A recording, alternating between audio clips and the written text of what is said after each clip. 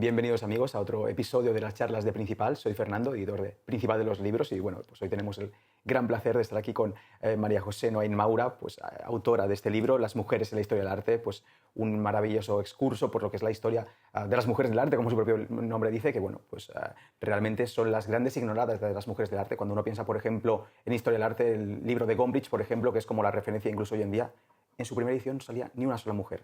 Bueno, pues este libro viene a solucionar este problema, esta cuestión que realmente pues, es de candente actualidad. María José Noain Maura, pues bueno, estoy seguro de que ya la conocéis, procede de una familia, de una dinastía, de hecho, de artistas, hija de Carmen Maura, pintora, hija de José Luis Noain, también pintor, y bueno, pues luego ha cursado diversos estudios, auténtica apasionada del saber y el conocimiento. Se licenció en Geografía e Historia en la UAM, se licenció también en la Universidad del País Vasco en Antropología Social y Cultural y también está cursando el grado de Historia del Arte en la UNED. Y bueno, pues a lo largo de su carrera pues ha estado fascinada por la arqueología, la historia del arte y de hecho ha trabajado en yacimientos tan importantes como por ejemplo el de Pompeya. En 2019 inicia el proyecto divulgativo que estoy seguro que muchos y muchas conoceréis, Los viajes de Aspasia, que bueno, tiene la intención de transmitir el amor por la cultura, el arte y la historia pues a la ciudadanía.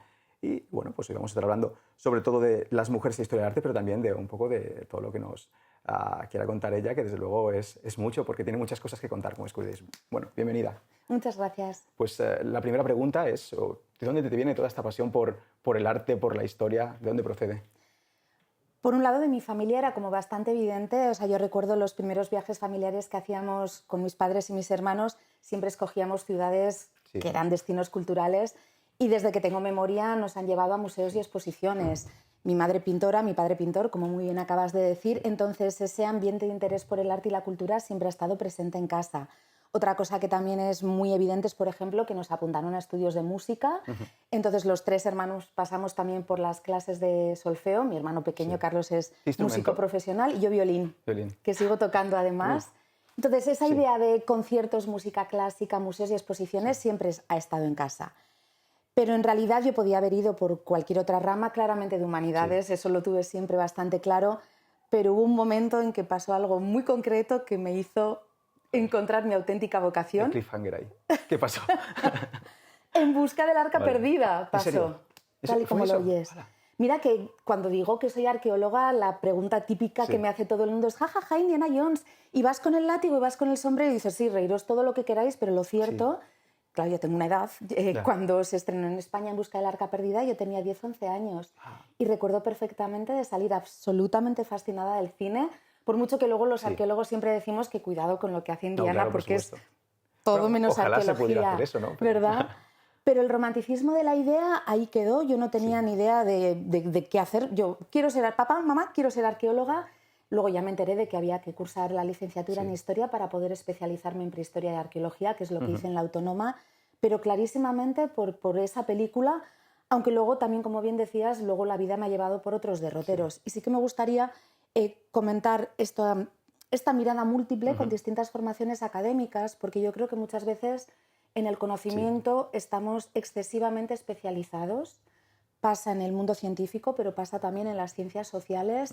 Y la metodología para abordar una época del pasado o una época de la historia del arte no tiene nada que ver si lo haces desde la arqueología, desde la historia, desde la antropología social o desde la historia del arte, que yo creo que para el gran público son disciplinas que se mezclan, pero realmente tenemos metodologías y formaciones muy distintas.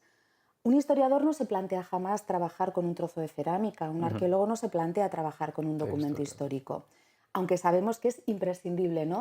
Entonces yo he intentado ir haciendo estas distintas formaciones para poder abarcar desde esas distintas miradas. Desde la historia trabajamos con documentos escritos, desde la arqueología con cultura material que encontramos en las excavaciones, desde la antropología social y cultural con sociedades que todavía están vivas y desde la historia del arte con esa mirada más relacionada con la estética, con la función social del arte, siempre desde la obra de arte.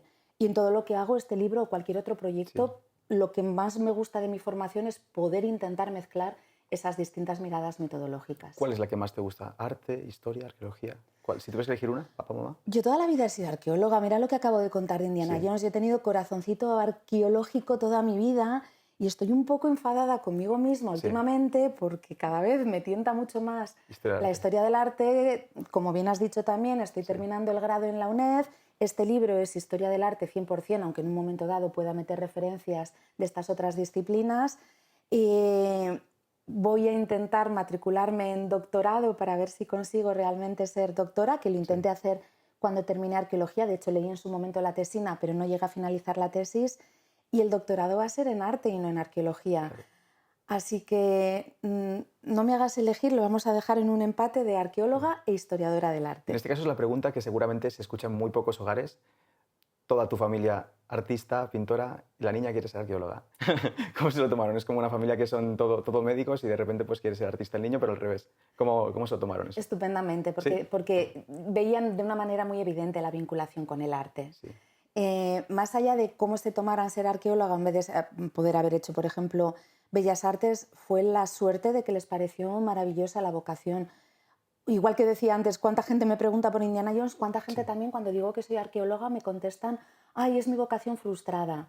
Me habría encantado, porque es verdad que tiene ese halo romántico y que es una disciplina que produce mucha fascinación, pero mis padres no me dejaron, o mis padres me aconsejaron que hiciera algo más práctico. Y fíjate, estudié Derecho y al final no soy abogada. Es algo súper recurrente.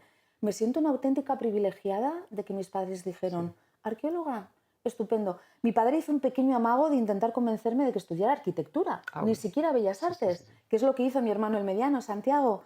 Pero, y ya te digo, luego mi madre, que era además ahí una máquina para todo lo que tuviera que ver con sus hijos, se enteró, pues mira, tienes que hacer la licenciatura en Historia, pues tienes la facultad en Donosti, pero no tienen la especialidad en Arqueología. Pues mira, para la especialidad, ¿por qué no te vas a Madrid, que es donde estudiamos nosotros? Y fue de una manera absolutamente natural. Pues súper interesante, la verdad, tu historia familiar. Ahora sí que quiero pasar un poco al libro. ¿Por qué crees que es importante contar la historia del arte hoy en día, a partir de las mujeres?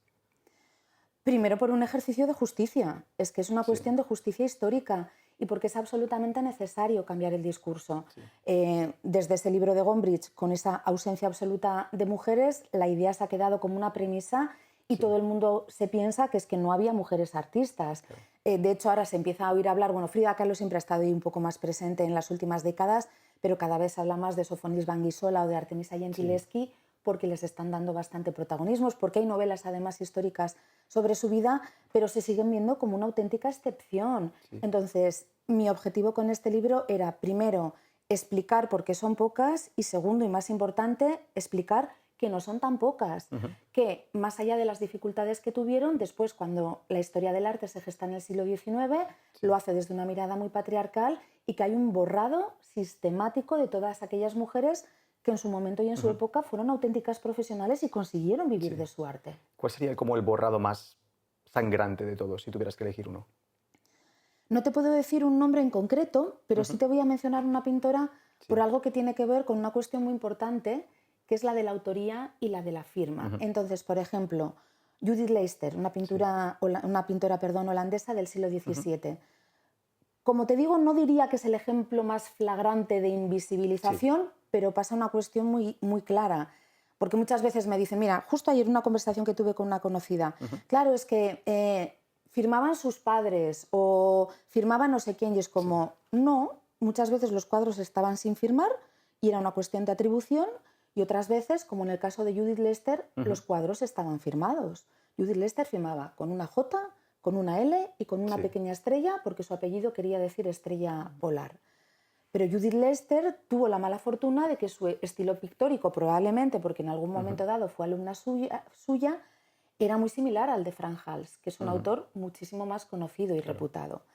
Las firmas de Judith Leyster han llegado a ser manipuladas para convertirlas en una F y en una H, porque ni ella ni él firmaban con el nombre entero, porque automática y sistemáticamente en el momento en el que eso se ponía en una subasta con el nombre de Frank Hals, era muchísimo más caro que con el nombre de una autora. Entonces, fíjate, este ejemplo de invisibilización, que no es tanto que no sepamos nada de ella o que no aparezca en los libros de historia, que también pasa, sino incluso manipular una firma simplemente porque el mercado del arte de forma automática favorece y pone precios más altos en el caso de los pintores. Claro, porque ahí no es solo como el patriarcado, digamos, manipulando este tipo de cosas, sino también las dinámicas del mercado, las dinámicas capitalistas, las que también pues, hacen que las mujeres se las haya invisibilizado y como relegado de la historia del arte. ¿Sabes que el que compró el cuadro de Judith Leyster pensando que era un Frank Hals cuando se reveló que la autoría era distinta, demandó a la casa de subastas y pidió que le devolvieran parte del dinero. Y bueno, ¿qué va a encontrar la lectora, el lector en las mujeres en la historia del arte? Primero de todo, y además esto no sé si te acordarás, pero lo hablé contigo porque tú has sido mi editor. Ya solamente con el título, ¿no? En un primer momento incluso hablábamos de mujeres artistas y yo te decía, no, porque no voy a hablar solamente de mujeres artistas. Por eso se titula Las mujeres en la historia del arte. La premisa, el punto de partida es que quiero hablar de las mujeres como objeto y como sujeto, y al mismo tiempo reivindicar que las reconozcamos como sujeto. La mujer objeto en la historia del arte es la modelo, es la musa, es la mujer que aparece representada, es todos los modelos estereotipados sobre la mujer virtuosa, sobre la femme fatale. La mujer objeto es cuando se cosifica y forma parte de la historia del arte. La mujer como sujeto es la mujer que produce, que elabora arte. Y yo quería trabajar las dos cosas. Es decir, no solamente se van a encontrar con todas esas mujeres artistas, que son prácticamente todas pintoras menos alguna escultora, sino con la mujer ocupando ese papel de musa, de inspiradora, de modelo, de objeto de deseo, de cuerpo cosificado. Por eso se titula Las mujeres en la historia del arte y no Las mujeres artistas. Y una vez dicho eso, todo el libro, sus 500 páginas, intentan responder a una pregunta que no formulo yo, la formuló Linda Nochlin en el año 1971, en un artículo famosísimo que se suele considerar el principio de la crítica feminista, fundamental, que era ¿por qué no ha habido mujeres artistas? Yo cambio ligeramente el título de Linda Nochlin y propongo ¿por qué parece que no ha habido mujeres artistas? Linda lo respondía en este artículo corto, después hay bibliografía extensísima y maravillosa sobre el tema. Yo intento desarrollarlo desde mi punto de vista. Parece que no ha habido mujeres artistas, primero porque les pusieron muchísimas dificultades para serlo, sobre todo el acceso vetado a la formación académica.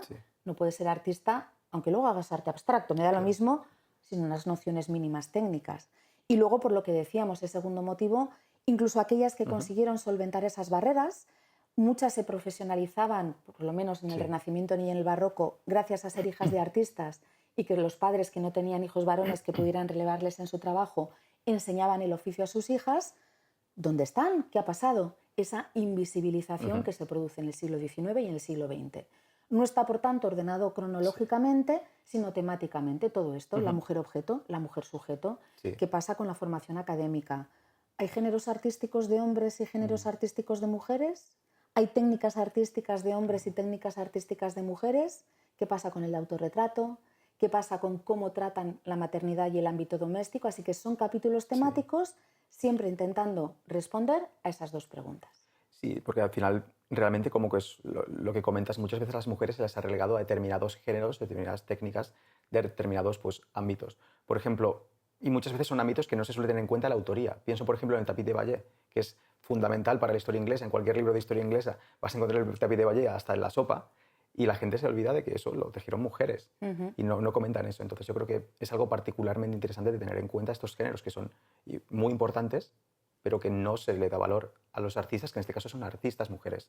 Totalmente. El tema de la producción textil, ya que citas el tapiz de Vallée, no está muy desarrollado, aunque está, se menciona también, pero es un filón porque automáticamente todas aquellas tareas creativas tradicionalmente asociadas a mujeres, incluso con la producción textil pasa mucho, pero pueden ser también géneros como la pintura de flores o ese tipo de cuestiones, automáticamente se degradan y se consideran de menor categoría.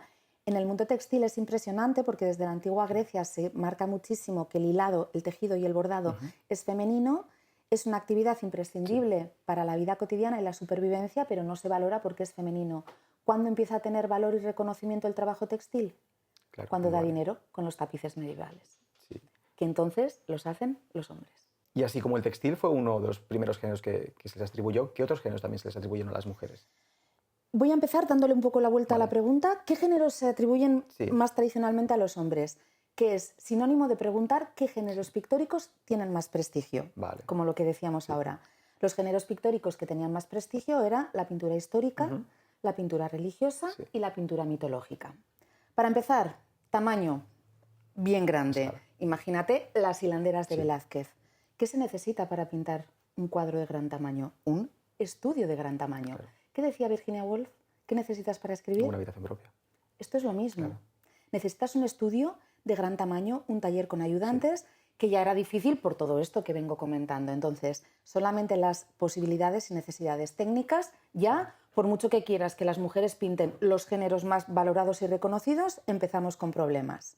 Segundo problema, para acceder a la pintura histórica y mitológica. Piensa, por ejemplo, en el rapto de las Sabinas de David, que está en el Louvre, de nuevo, bien pequeñito el cuadro, gigantesco. No. Hombres desnudos, porque toda la pintura mitológica y la heroicización del cuerpo masculino pasa por el desnudo.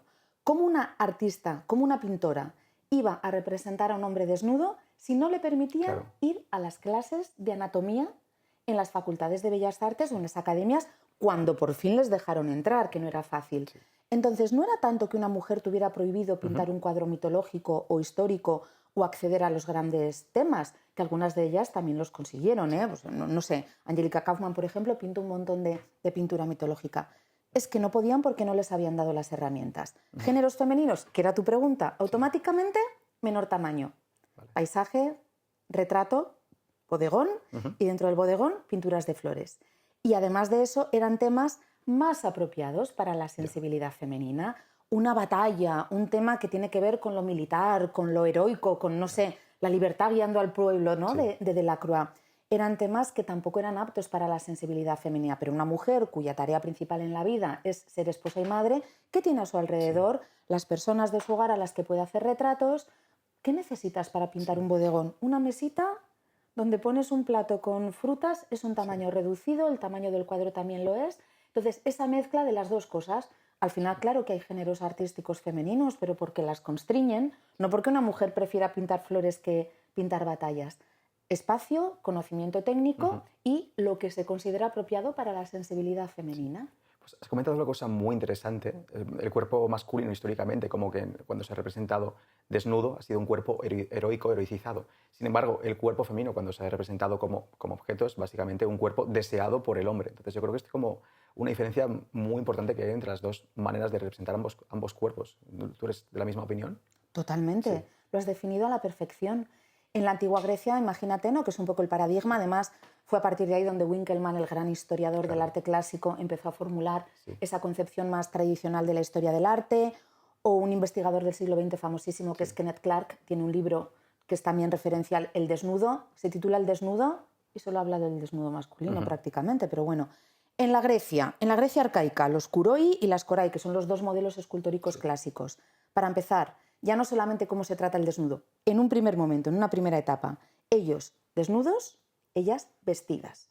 Las korai griegas, las esculturas arcaicas femeninas, van cubiertas de los pies a la cabeza. Primera diferencia. Y ese desnudo masculino, lo has dicho perfectamente, como concepto heroicizado. Es la belleza, la perfección tanto del cuerpo como de la mente, la famosa frase latina de mens sana, in corpore sano, a través de esa representación idealizada. Siempre son jóvenes atletas, que pueden ser retratos reales de los que han ganado en los Juegos Olímpicos o que pueden ser esas representaciones del héroe idealizado, como es el caso, por ejemplo, de Aquiles, que es probablemente el famoso Doríforo de Policleto. No es hasta finales del siglo IV a.C. que a un loco se le ocurre la temeraria idea de representar un cuerpo desnudo femenino. Fue Praxíteles a finales de la época clásica. La curva, la famosa curva praxiteliana. Le encargan una escultura de la diosa Afrodita para el templo de Kos. Y Praxíteles dice, voy a convertirme en un innovador, y hizo dos esculturas, una Afrodita vestida, como todas las anteriores y las demás diosas, y una Afrodita desnuda. Se la enseñó a los habitantes de Kos, que le habían encargado la escultura, y dijeron, ¿una mujer desnuda en nuestro templo? ¿Estás loco? O sea, no, nos quedamos con la que está vestida. Y los de al lado, de la isla de Nido, dijeron, bueno, pues si te sobra nos la quedamos nosotros. Se convirtió en un auténtico lugar de peregrinaje en la antigüedad. Era algo absolutamente revolucionario para esa concepción tan constreñida de las mujeres en la antigua Grecia, que vivían en el gineceo, en el segundo piso de las casas, que no podían participar de las actividades públicas, que se dedicaban simplemente a la crianza y a la producción textil una vez más, y de repente aparece una diosa desnuda. En cualquier caso, solo podía ser Afrodita, que era la diosa de la belleza y del amor. Podemos encontrar otros personajes femeninos desnudos en la mitología griega, pero bastantes menos. Normalmente es que sea Afrodita. se convirtió en un escándalo, en el buen sentido de la palabra, porque fue un reclamo turístico, y fue solamente a partir de ese momento que se introduce el desnudo femenino en la estatuaria antigua. Y ahí entonces se aplica lo que tú acabas de decir. En el caso de ellos, el ejemplo del héroe; en el caso de ellas, la erotización del cuerpo. Y toda la pintura del Renacimiento, del Barroco, hasta avanzado el siglo XIX, cada vez que un noble, que un burgués, que un personaje de las élites culturales quiere encargar un cuadro con un desnudo femenino en su casa para uso y disfrute de esa erotización, tienen que usar la mitología, porque es la única posibilidad para representar a una mujer desnuda. Porque ese uso y disfrute la gente no lo tiene muy en mente, pero seguramente no era simplemente contemplativo. Claro. En el caso de la Venus o de la Afrodita de Nido, se sabe perfectamente que no era meramente contemplativo. Y en el caso de la maja desnuda y vestida, yo no sé si me lo invento, pero creo recordar que Godoy tenía un botón que cuando había gente pues estaba la vestida y cuando se iban pues estaba la desnuda. Eso es, sí. Sí. Bueno, ¿y cuándo empieza a cambiar? Porque el cuerpo femenino después también se ha presentado ya no como objeto de deseo de la mirada masculina, sino como desde otras miriadas de miradas, valga la redundancia. ¿Cuándo empieza a cambiar esto y por qué?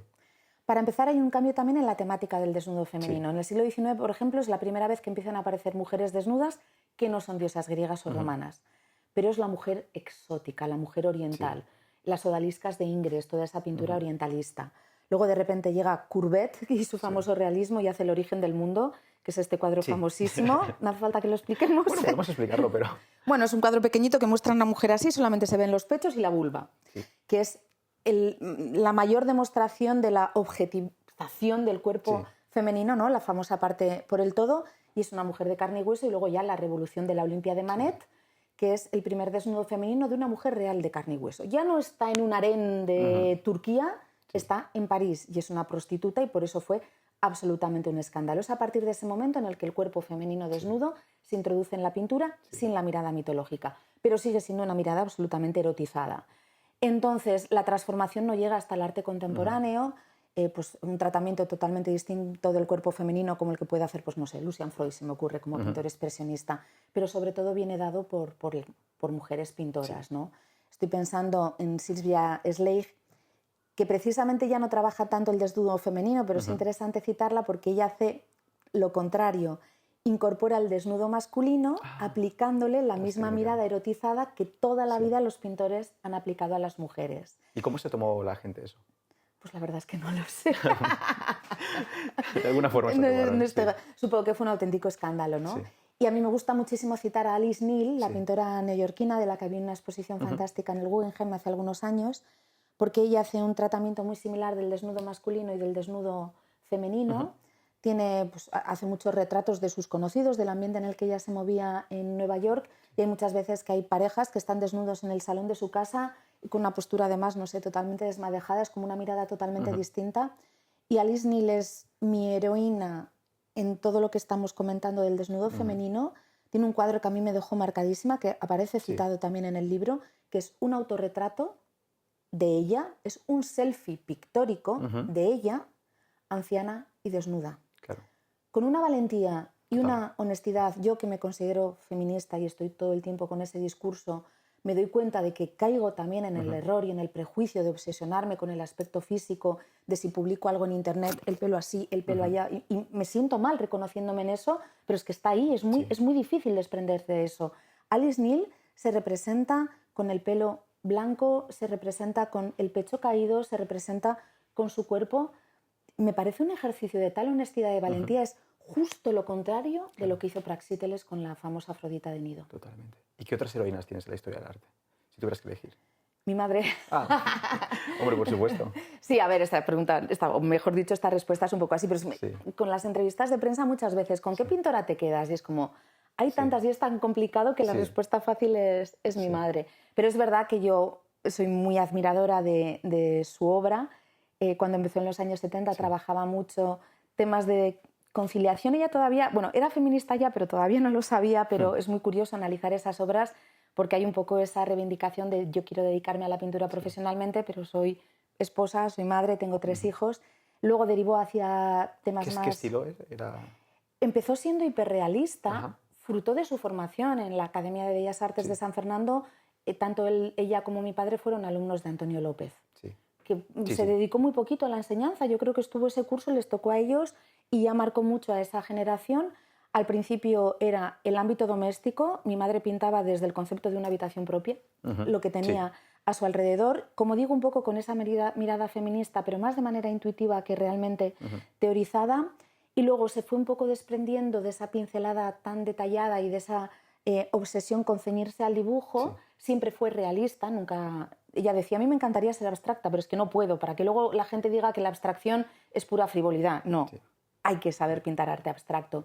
Y fue haciendo series, trabajó una sobre barcas, sobre faros, en la última etapa de su vida trabajó mucho sobre escaparates, jugando con el reflejo y mezclando las imágenes en casi una sensación un poco onírica, lo que está detrás del cristal dentro del escaparate y el reflejo, y siempre intentando aportar una mirada distinta. Pintaba, por ejemplo, mucho las barquitas de Hondarribia, donde vivía y donde vivo yo ahora, pero en vez de presentar la forma entera del barco, hacía un zoom sobre la imagen y cogía algunos trocitos con colores siempre planos, que a veces incluso costaba reconocer la forma y darte cuenta de que era un barco, porque a ella siempre le parecía muy importante que el espectador o espectadora proyectara también su mirada y completara un poco lo que el cuadro le estaba contando.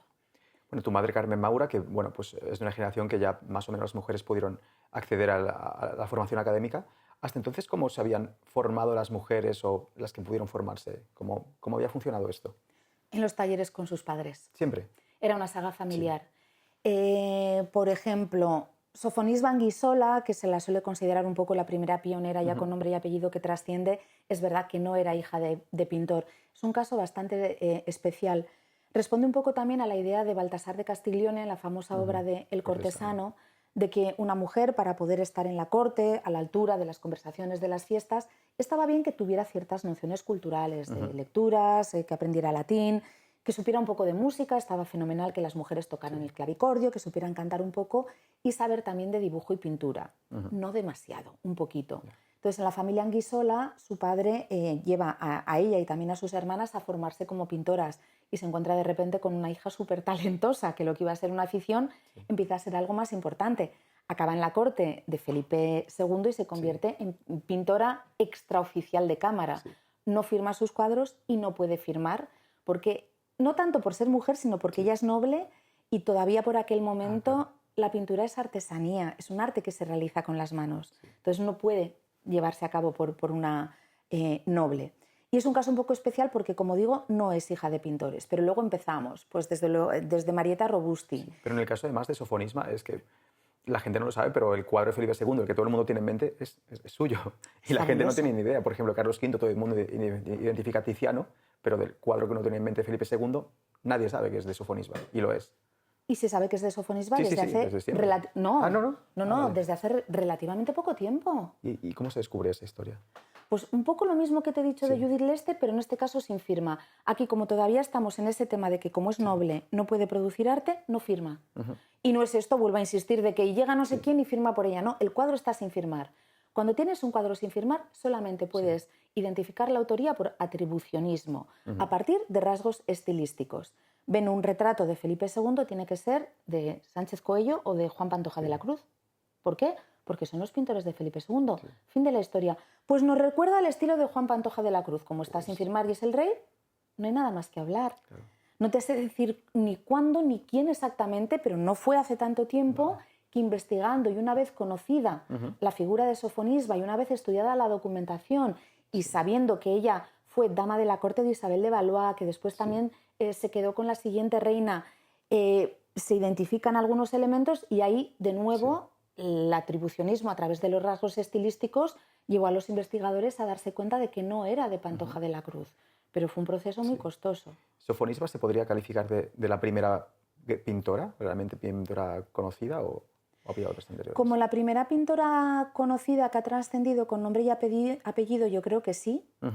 De hecho, aparece mencionada ella y sus hermanas en la famosa obra de Vasari. Sí, Días de artistas. Exacto.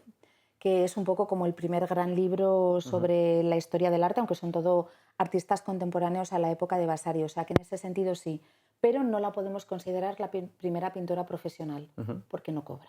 Vale. Porque como es noble, no puede cobrar por sus cuadros, recibe regalos. Y ahí lo enlazamos con lo que estábamos comentando cuando ya entramos en sobre todo el manierismo y en el barroco, que nos encontramos a las primeras pintoras profesionales que firman, que cobran y que viven de su arte, y prácticamente todas son hijas de pintores. Tenemos a Lavinia Fontana, que es hija de Próspero Fontana. Sí. Tenemos a Artemisia Gentileschi, que es hija de Horacio Gentileschi. Pintores que están en un nivel medio alto, pero que no son top, porque Horacio Gentileschi y Próspero Fontana no les suenan casi a nadie, y se encuentran que no tienen relevo generacional, quieren mantener sus talleres artísticos, no les queda otra que formar a sus hijas. Estas primeras pintoras profesionales lo son porque son hijas de pintores, y en muchos casos heredan los talleres de su padre, y en muchos casos, y esto es así en Fontana y es así en Gentileschi, superan la calidad de las obras de su padre. Hasta que no les permiten entrar en las academias de Bellas Artes, en casi todos los casos, hay excepciones, y por eso he empezado con la excepción de Sofonisba, nos encontramos que las pintoras profesionales lo son porque pertenecen a familias de pintores. Artemisia Gentileschi realmente tiene una historia, calidad pictórica brutal, e historia suya familiar y en general privada tremenda también. Sí. En el caso de Artemisia se habla muchísimo también. A mí me da miedo porque a veces aplicamos una mirada feminista que yo creo que puede ser anacrónica y que podemos pecar de presentismo. A Artemisia Gentileschi la violó, además un pintor, un socio o un alumno, no recuerdo exactamente, de su padre. Y imagínate, no hace falta que explique lo terrible que es esto y cómo te puede marcar una vida. Pero creo también que tenemos que tener un poco de cuidado, porque siempre se suele decir que ella pinta a heroínas y que hace una reivindicación de la mujer a través de sus cuadros y de sus personajes pictóricos, de que puede volcar el sufrimiento de su violación en los temas, y yo creo que tenemos que ser muy cuidadosos con eso. Primero porque tampoco podemos decir que Artemisia pintara lo que quisiera, ella se debía a los encargos, entonces no lo sé, si pinta, igual los super mega especialistas en Gentileschi lo podrían decir mejor que yo, pero probablemente si pinta a Susana y los viejos no es porque ella quiera reivindicar la figura de Susana, sino porque se lo han encargado. O si pinta a Santa Catalina de Alejandría, o si pinta a Magdalena Penitente. O sea, que tenemos que tener cuidado de hacer una lectura feminista de que ella escoge solamente heroínas y que vuelca también, pues no sé, tiene un cuadro famosísimo de Judith y Holofernes que es súper cruento y muy violento, y ella está expresando aquí su rabia por haber sido violada en este cuadro. Hay que tener cuidado. No, hay que tener cuidado. Tal vez sí, pero realmente tampoco lo sabemos. Pero es verdad que la violación está muy presente en todas sus biografías, es verdad que de una manera u otra seguro que la marcó, es verdad también que no es lo mismo para nada el contexto social del siglo XVII que el que tenemos hoy en día, pero es verdad que sus cuadros tienen muchos personajes femeninos que son historias muy dramáticas. Es verdad también que pueden tener algunos matices distintos a los de otros autores con ese mismo tema. Es verdad que en su Susana y los viejos, Susana está repeliendo a los ancianos. Es verdad que hay claramente una intención de separarse de otras Susanas en las que Susana estará relajadamente contemplándose y le importa un pepino que los viejos la estén espiando, pero siempre con cierta prudencia. Tiene también un cuadro fabuloso que es una alegoría de la pintura, que es la representación simbólica de la pintura, que además, curiosamente, la alegoría de la pintura es una mujer que manda narices, ¿no?, con lo masculinizada que ha estado después, y se autorretrata.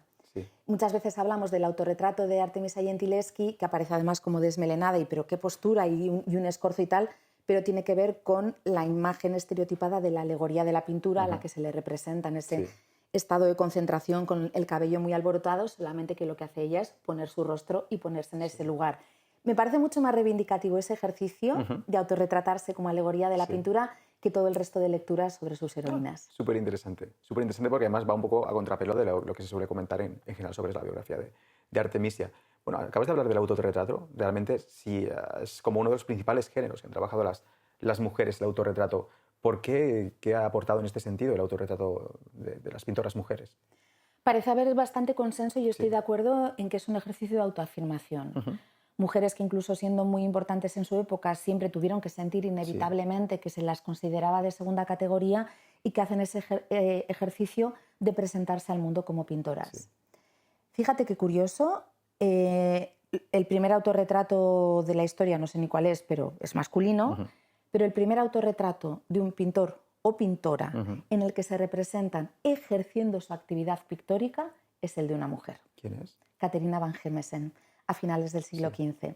Es un retrato que es algo posterior del famoso autorretrato de Durero que tenemos aquí cerquita en el Museo del Prado, con esa camisa tan fabulosa que tiene. Ese autorretrato es maravilloso.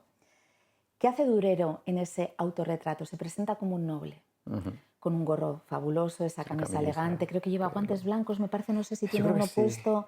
Me suena. Creo que son estos guantes como de cabritilla tan elegantes. Durero escoge autorrepresentarse como un noble, porque estamos también en plena época de la reivindicación de los artistas, de que les consideren artistas y creadores y no artesanos, lo mismo que decía antes de Sofonisba, que no podía pintar porque un personaje noble, hombre o mujer, no puede pintar, ¿no? Y tiene también un poco que ver con el libro de Vasari precisamente y la construcción de la figura del artista como genio y no como un trabajador manual, que eran lo que eran hasta entonces. Es la reivindicación de Durero. Como luego, salvando las distancias, será la reivindicación de Velázquez cuando está empeñado en pertenecer a la Orden de Santiago y que le pintan la Cruz Roja a posteriori, ¿no? Después de que hiciera las Meninas. Caterina van Gemesen, muy poquito tiempo después, en vez de representarse como una dama noble, que es lo que después también hará en muchos de sus autorretratos, Sofonisba Anguissola, se autorretrata pintando. Primer retrato de un pintor o pintora en plena ejecución de sus tareas. No puede ser casualidad, yo creo que está aquí también otra vez con ese cuidado de no caer en el presentismo o en los anacronismos, ¿no? Es muy difícil ponerse en la mentalidad de una pintora de finales del siglo XV, no podemos saber qué había detrás, cuál era su intención, pero es muy fácil pensar que realmente había ese ejercicio de me presento ante el mundo como pintora. Sofonisba está en el medio, como acabo de decir. Sofonisba también se autorretrata pintando, podemos entenderlo también como una reivindicación de su estatus de artista, pero luego tiene también muchos autorretratos en los que aparece tocando el clavicordio, ya más como dama noble que como artista.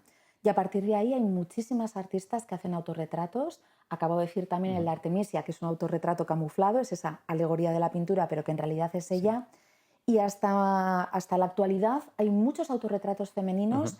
Y yo creo que sí, que podemos decir que efectivamente había una forma de presentarse al mundo, de reconocerme como lo que soy, una pintora. Y bueno, yo creo que nos hemos dejado un autorretrato por aquí particularmente importante y con su historia también, ¿verdad? Fabuloso, una gran elección por vuestra parte. Un autorretrato de Marie-Denise Villers, que durante muchísimo tiempo fue atribuido a David, al pintor neoclásico. Con este cuadro hay también una historia que me parece divertidísima, y es que hay un artículo, mira, no me voy a acordar de citar al autor, está recogido en el libro, no pasa nada, o un primer artículo en el que dicen que es uno de los mejores cuadros de David, del pintor neoclásico. Es que es muy buen cuadro. Una retratada de una mujer que está pintando, fabuloso. Y muy poco tiempo después se conoce auténticamente la autoría, que está realizado por una mujer, y el mismo autor empieza a sacarle fallos. Anda. Dice, David nunca hubiera dibujado el brazo de esta forma porque tiene fallos de dibujo, y es como, por favor, o sea, ¿cómo puede funcionar la mente continuamente? Es como otra vez lo de las subastas, otra vez tantísimas cosas que estamos comentando.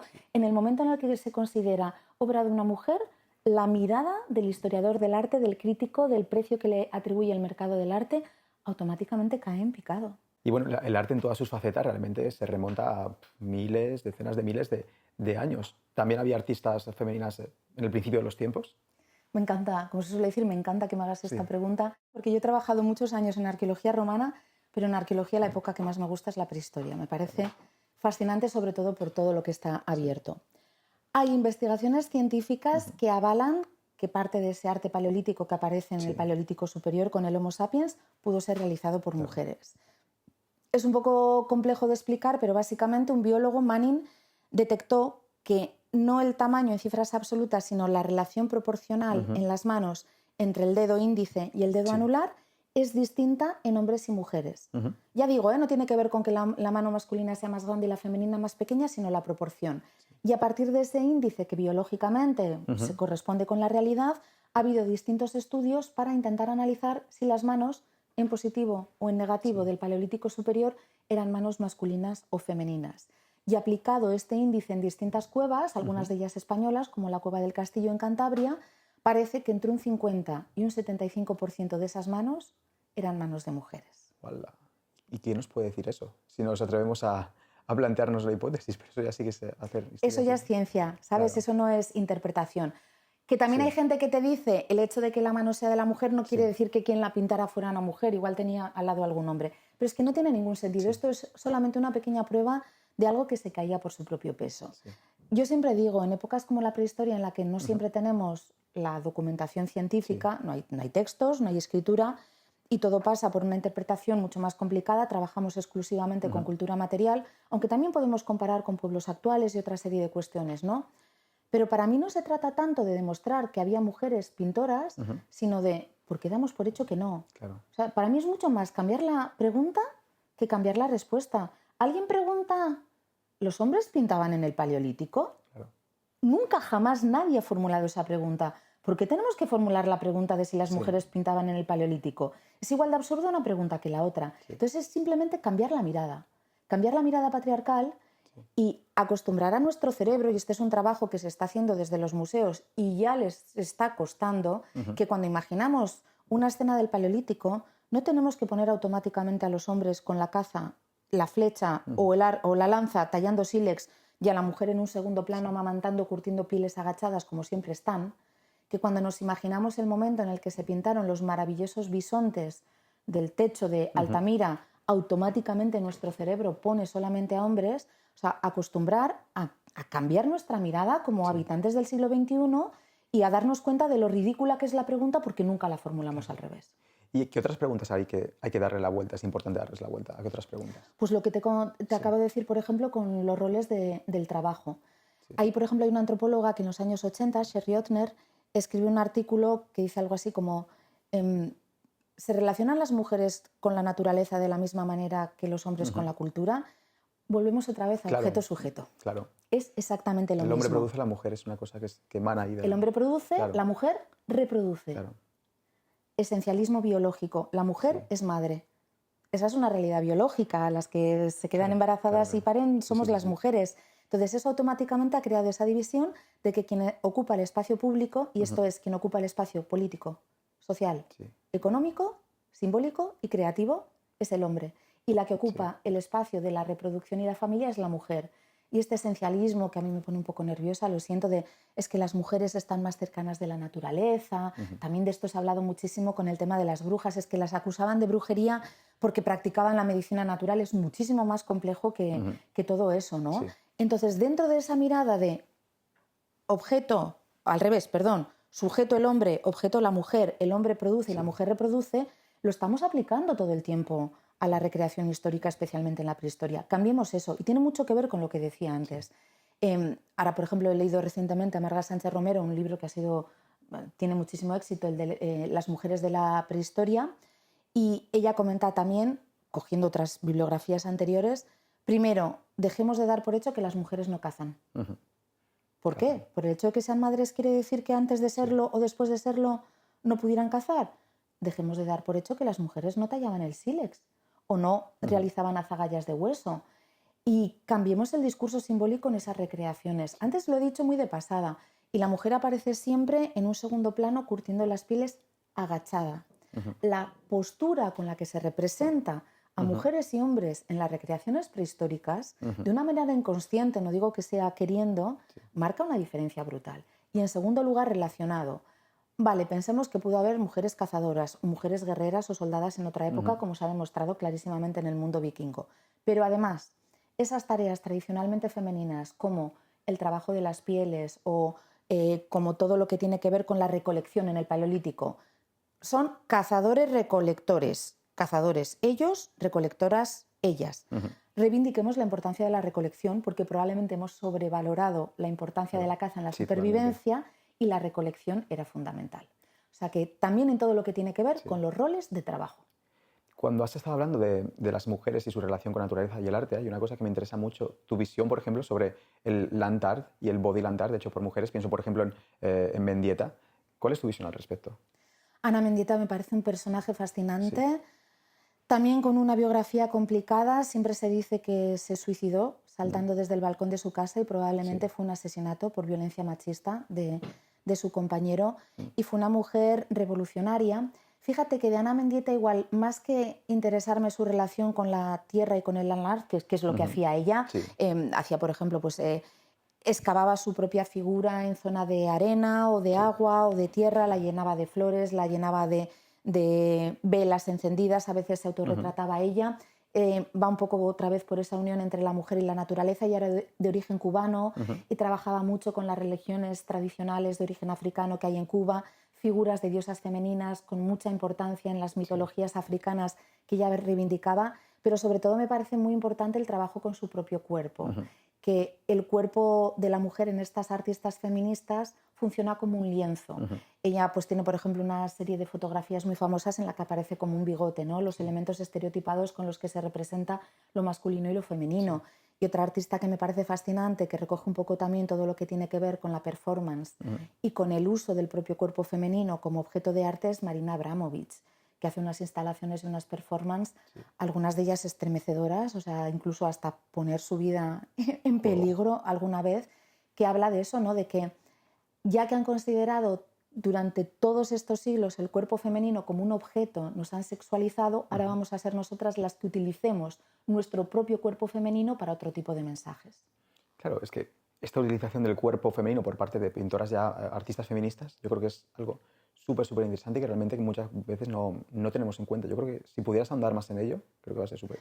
Bueno, hay por ejemplo un artista que cito también y que a mí me incomoda muchísimo, que esto es bueno, porque el arte no es placer estético, es remover conciencias, que es Orlan, que era una artista francesa que llevaba el uso de su cuerpo como lienzo y como objeto artístico hasta el extremo. Se sometió a muchísimas operaciones de cirugía estética, como un poco una denuncia de cómo las mujeres podemos llegar a estar obsesionadas hasta el punto de manipular nuestro cuerpo, y en su arte performático y de denuncia grababa, hacía audiovisuales de sus operaciones de cirugía estética y acabó con el rostro y el cuerpo totalmente deformado como una práctica reivindicativa. A mí me parece un ejercicio de autoviolencia terrible, por eso digo que me incomoda muchísimo, pero era su forma de posicionarse en el mundo como artista. Claro, porque encontrar tu posición como artista cuando eres mujer, sobre todo históricamente, claro, ¿cómo se reivindica una como artista históricamente? Pues muchas veces, como estamos diciendo, a través de presentar tu cuerpo, que siempre ha sido interpretado y manipulado por otros desde tu propio punto de vista.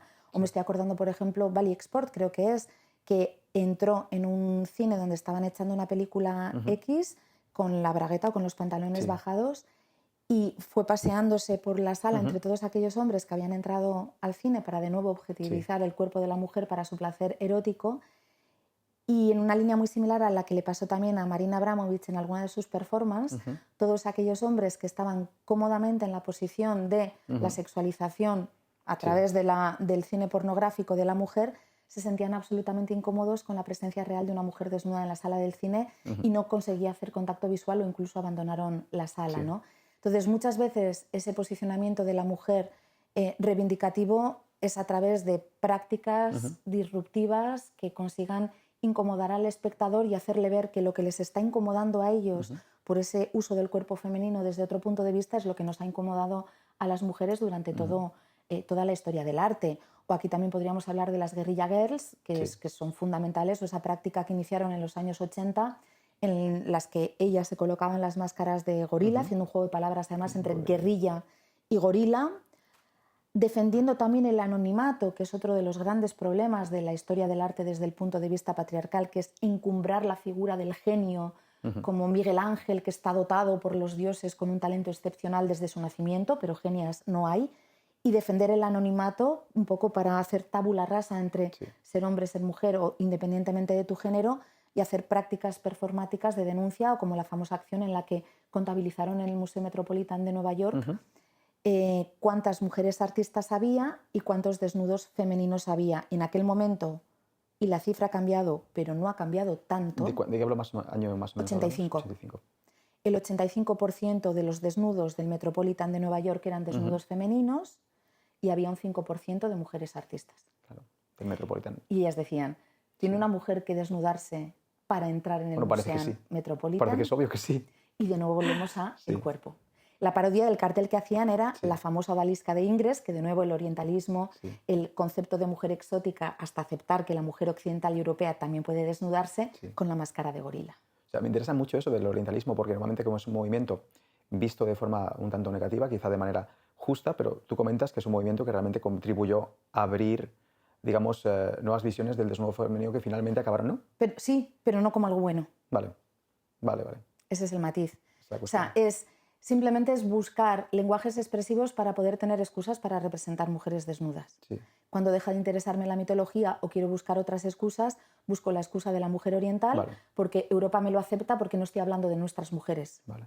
Estoy hablando de las mujeres de Sí. otros O países. sea, no abrió ningún camino el orientalismo en ese sentido. Vale, entonces lo había entendido yo como un poco... Me habré explicado yo mal. Es exactamente la misma objetivación, la misma cosificación del cuerpo femenino que en la pintura mitológica. No es en absoluto un avance, es un cambio del punto de vista. Igual que tampoco es un avance la famosa Olimpia de Manet. Vale. En absoluto. Es simplemente pasamos de la diosa Afrodita a las mujeres de los harenes que viven en libertad y que tienen una relación mucho más natural con el femenino, y encima fíjate qué paraíso sexual para los hombres encontrarte con un harén repleto de mujeres bellísimas, para llevarlo finalmente a la mujer de carne y hueso que habita en París. Claro. Pero siguen siendo mujeres de fuera, de lo no socialmente aceptable. Recordemos que Olimpia es una prostituta.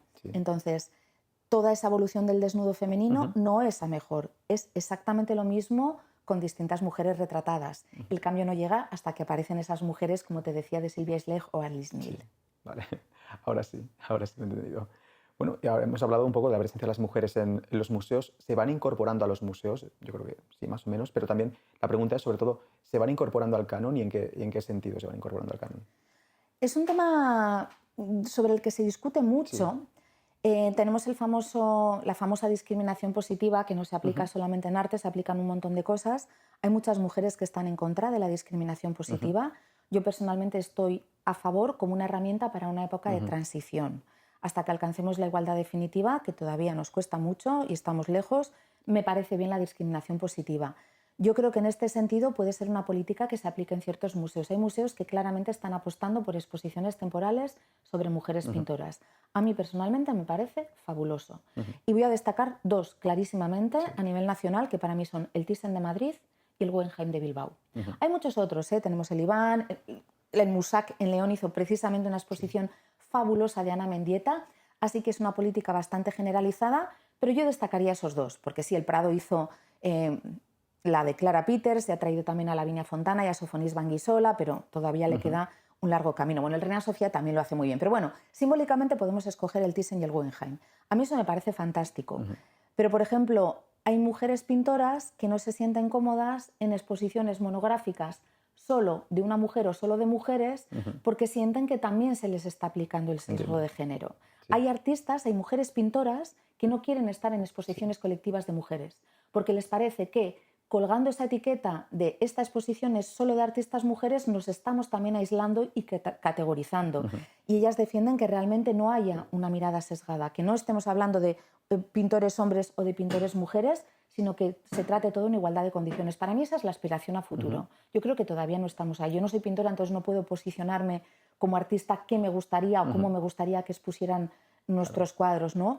Pero a mí me parece fabuloso que ahora tengamos en el Guggenheim a Ruth Asawa o todas las exposiciones recientes que hemos tenido. La de Gil Macklin fue fabulosa, o el Thyssen, antes de ayer se acabó la de Hammershøi, que era pintor, que además era maravillosa, así que también hay que recomendarla, pero el Thyssen lleva muchísimo tiempo con sus exposiciones temporales sobre mujeres. Entonces, a mí me parece que es importante y que esa mirada está cambiando. Yo creo que el mecanismo es un poco desde lo político y lo institucional, las decisiones que se toman en la política, en las contrataciones, en las subvenciones, luego llega sobre todo a museos y medios de comunicación, y creo que el trabajo que se está haciendo es importante, pero la última etapa, y es donde tenemos el auténtico reto, es la ciudadanía. Yo creo que el discurso todavía no ha calado. Claro, todavía tiene que calar. Y yo estoy aburrida de oír cuando hago esta reivindicación de que viene el Thyssen, que viene el Guggenheim, que viene el Reina Sofía, la respuesta, claro, es que políticamente les interesa, porque está de moda, porque ahora todo el mundo habla del feminismo, porque con eso tienen más subvenciones públicas, y es como el Thyssen no va a tener más subvenciones públicas porque tenga exposiciones de mujeres que de hombres, no va por ahí. O sea, mucha gente lo considera que es circunstancial y que es oportunismo, y a mí me da muchísima rabia. E incluso, aunque haya alguna política pública o algún museo que lo haga por oportunismo, que no creo, pero puede pasar, bienvenido sea. Entonces, ahí hay mucho trabajo, me permito decir que creo que intentamos cambiarlo con libros como este, hay mucho trabajo. ¿Qué tiene que pasar para que cale eso? Creo que tiene que pasar tiempo. Además, ahí está todo el tema del discurso del mundo académico y del discurso de la divulgación, que yo creo que son dos discursos que van paralelos y están muy alineados, pero en el imaginario, igual alguien se me enfada, yo creo que sobre todo desde el mundo académico, todavía esta dicotomía se ve como que la divulgación es algo menor y es algo peyorativo, y creo que tenemos que ir de la mano. O sea, yo para escribir este libro me he nutrido del mundo académico. Sí. Yo no estoy en el mundo universitario, pero hay 50 páginas de bibliografía, tú lo sabes. Además me dijiste, Mariajo, ¿te has leído todos los libros que citas? Y yo, evidente, si no, no estarían. Entonces, la investigación se hace desde el mundo académico, pero el mundo académico no llega a la ciudadanía o es complicado. Creo que tenemos que establecer alianzas más fortalecidas entre lo académico y lo divulgativo.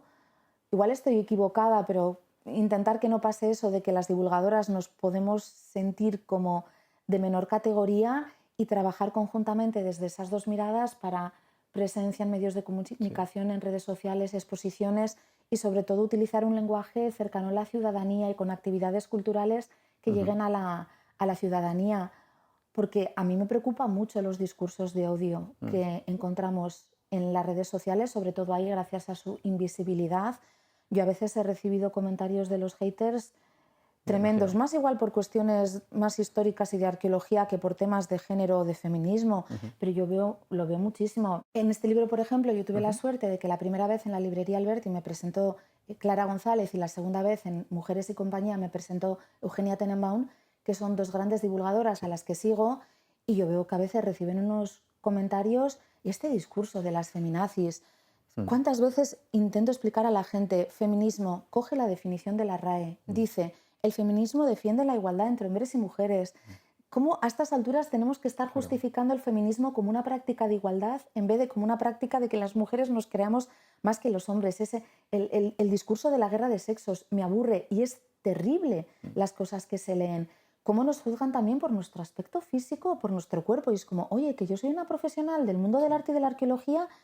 No, me acuerdo un vídeo que publiqué desde Pompeya en el que uno me dice, muy interesante lo que cuentas, pero tienes que cambiar de peluquero.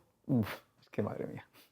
Pues sí, yo estaba en Pompeya en junio a 40 bajo el sol y pensando en el señor. Mira, como para peinarme para hacer el vídeo. O sea, y eso por lo menos no me ofende, era un comentario hasta gracioso, pero quiero decir, hay auténticas barbaridades. Entonces, sobre todo las personas que tienen hijos o responsables educativas, tenemos que tener tanto cuidado en educarles en la igualdad, en el respeto y que ese discurso de lo académico acabe calando. Tiempo, paciencia y cambiar la mirada. Y eso es responsabilidad de todas y de todos, ¿eh? O sea, igual el mundo académico y las divulgadoras tenemos más posibilidades de cambiarlo, pero eso está en manos de todos. ¿Y qué mujeres, artistas mujeres, crees que se han incorporado al canon en las últimas décadas, últimos lustros? Por ejemplo, Artemisia, ¿ahora crees que forma parte del canon o todavía no es parte del canon? O autoras más actuales, Frida Kahlo seguramente es parte del canon, desde luego. Sí. ¿Qué autoras están ahí en el canon o que se han incorporado o que lo han estado? Sí, Frida Kahlo estoy de acuerdo contigo en que se ha incorporado. Me parece un arma de doble filo. Yo con Frida, a la que admiro profundamente, tengo una batalla personal que me pone enferma el tema del merchandising. O sea, creo que se está haciendo una manipulación de su figura que es absolutamente peligrosa. Tampoco podemos decir que Frida era feminista, aunque hay algunos cuadros que pueden tener ese mensaje, pero está incorporada. Creo, como bien dices, que Artemisa también está incorporada, Artemisa Gentileschi. Sofonis Banguissola, sobre todo a raíz de lo del retrato que has explicado de Felipe II y de la exposición que le dedicaron en el Prado junto con Lavinia Fontana, creo que también se ha incorporado al canon. Se oye hablar bastante también de Angelica Kauffmann como pintora neoclásica, que además fue una de las miembros fundadoras de la Real Academia de Bellas Artes de Londres. Judith Leister, la de la famosa firma, con esa pintura holandesa tan destacada del siglo XVII, la pintura de género, y también va un poco de la mano, aunque no tiene nada que ver con Vermeer, que ya sabemos que es un pintor de muchísimo prestigio. Creo que también está incorporada al canon, así que hay bastantes. Yendo más atrás, creo que Hildegarda de Bingen también ha entrado en el canon porque se está hablando mucho de la música también, de ella, polifacética, y de la medicina y de un montón de cosas. Así que sí, yo creo que ya hay unas cuantas y que además ves que empiezan a aparecer sistemáticamente en los manuales de la historia del arte, pero siguen siendo las que son.